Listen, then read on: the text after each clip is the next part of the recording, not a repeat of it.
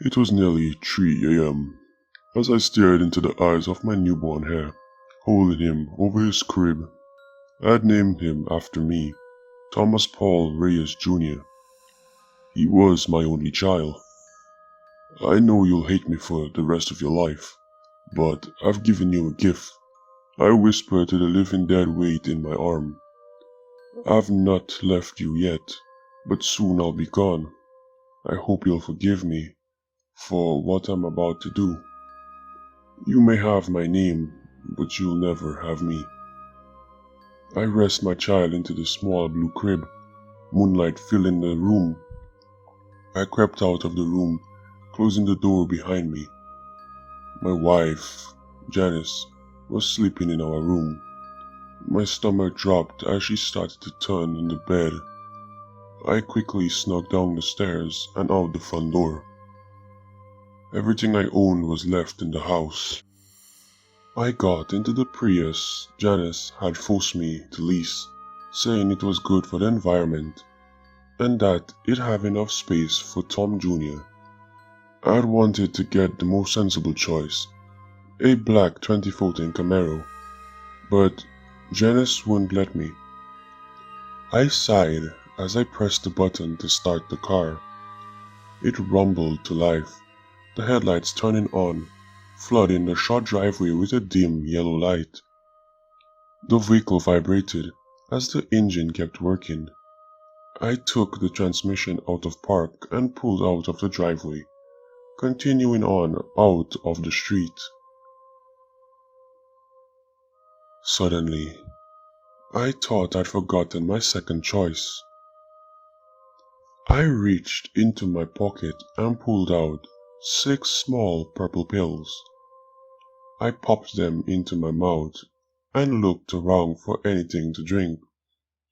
I found an unopened water bottle and washed the pills down.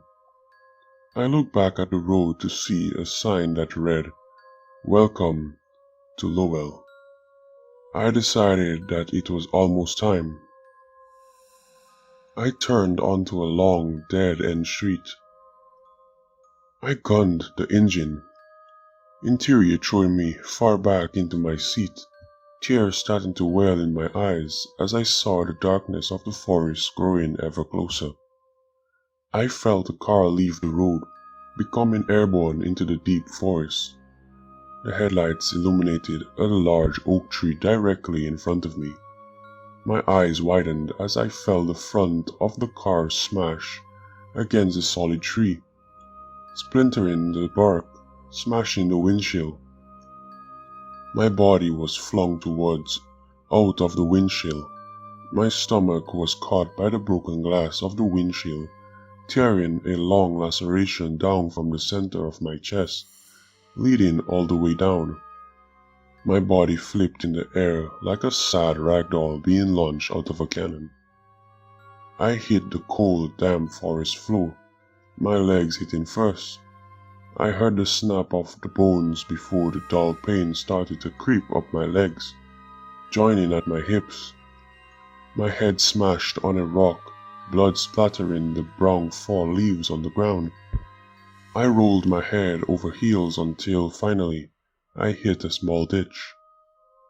I hit the bottom, staring up at the night sky. The moon was missing, only stars filling the sky. I found Orion and kept going over the lines, over and over and over again, until finally everything became dark. My eyes closed and I felt the pain seep from my pores, consciousness finally escaping my grasp.